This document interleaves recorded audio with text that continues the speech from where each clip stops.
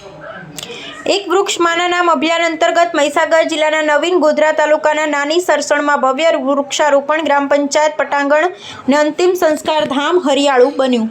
એક વૃક્ષ માના નામ અભિયાન અંતર્ગત નાની સરસણમાં ભવ્ય વૃક્ષારોપણ ગ્રામ પંચાયત પટાંગણ અને અંતિમ સંસ્કાર ધામ હરિયાળું બન્યું।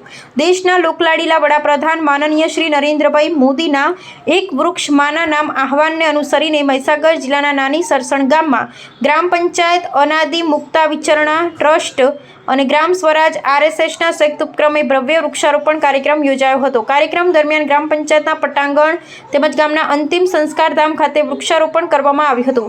કાર્યકરોએ પોતાની માતાના નામે એક વૃક્ષ રોપી પર્યાવરણ સંરક્ષણ સાથે માતૃવંદનાનો અનોખો સંદેશ આપ્યો।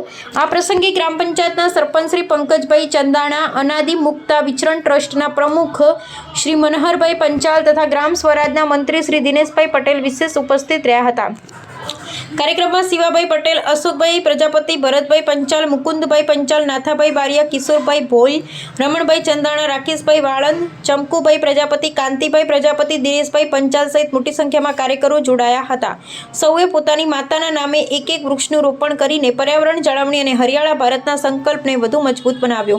કાર્યક્રમ દરમિયાન ઉપસ્થિત આગેવાનોએ વધુમાં વધુ વૃક્ષો વાવવા અને તેનું જતન કરવાની અપીલ કરી હતી, જેથી આવનારી પેઢીને સ્વચ્છ અને હરિયાળું પર્યાવરણ મળી રહે।